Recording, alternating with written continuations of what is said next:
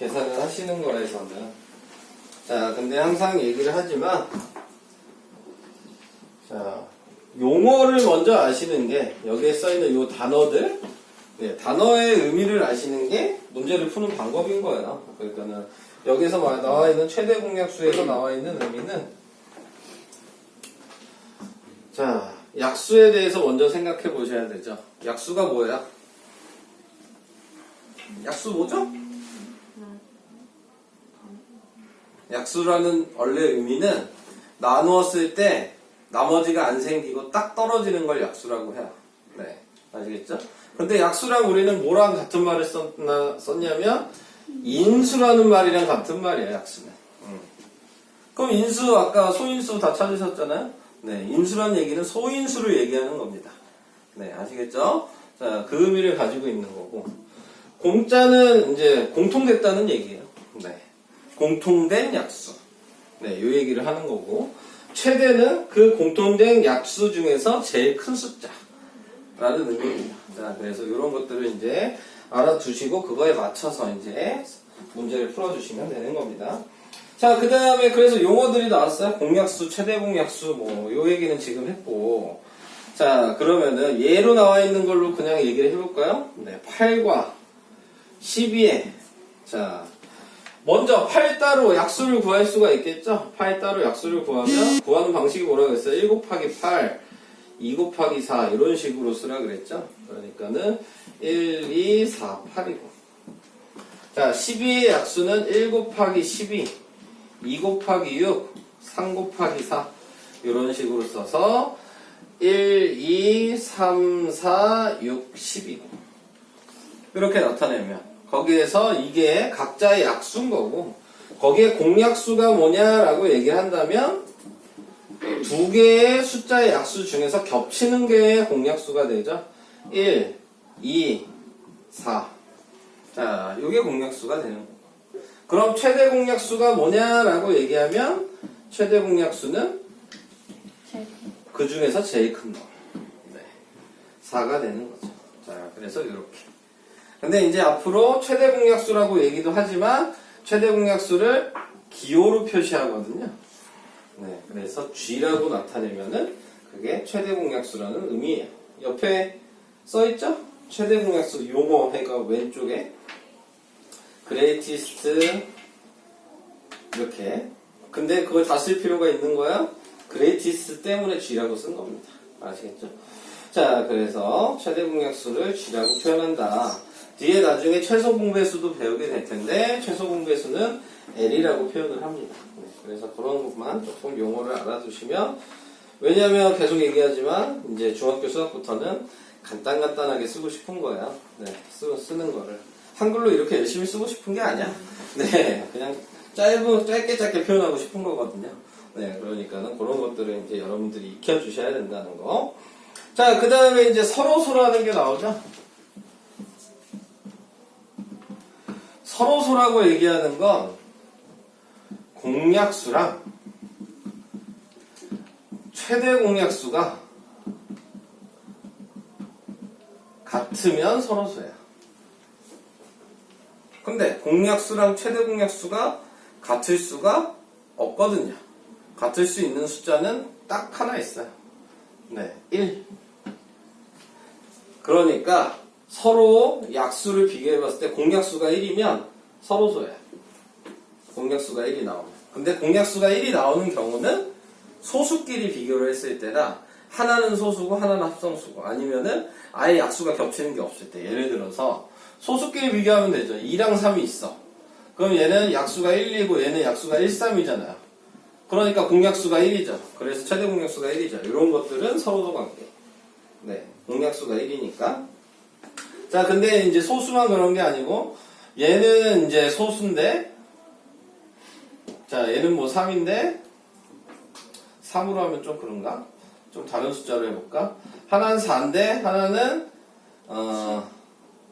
15야 이런 식으로 숫자를 좀 늘려볼게요.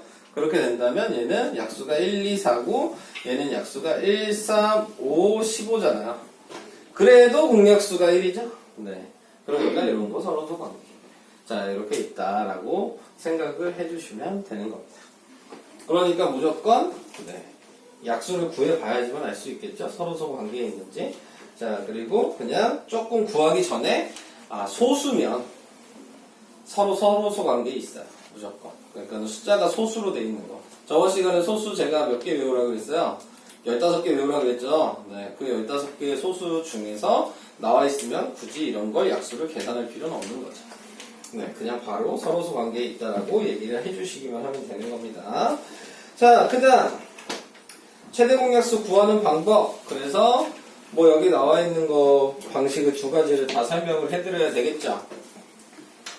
자, 뭐 가지고 설명을 할 거냐면요, 두 수에 대해서는 얘기 안 할게요. 어차피 셀수 알면 아는 거니까 2번에 2번을 보시면 될 것 같아요. 숫자를 뭘 써놨냐면 지금 17페이지 2번에 2번을 보면 24랑 48이랑 60의 최대 공약수가 뭐냐 이런 식으로 나와 있잖아요.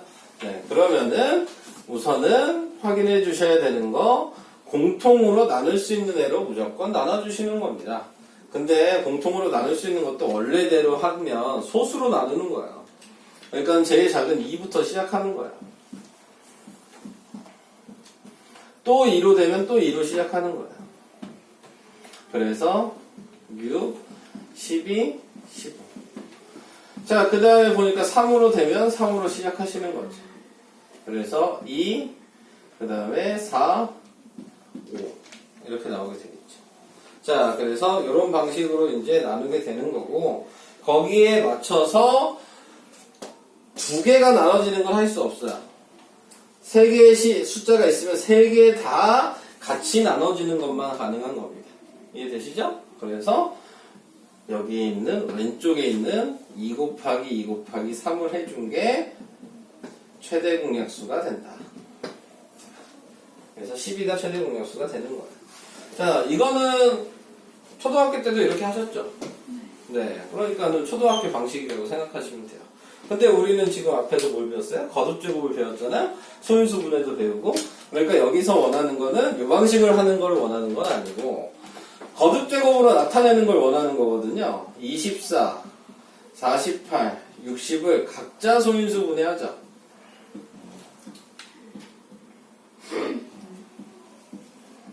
그럼 얘는 옆에다 쓰면 2의 세제곱 곱하기 3이고, 48도 소인수분해 하면 24 나왔으니까 얘보다 2 하나 더 곱해졌겠죠. 그러니까 얘는 2의 대제곱 곱하기 3일 거고, 됐죠? 그 다음에 얘도 소인수분해 하면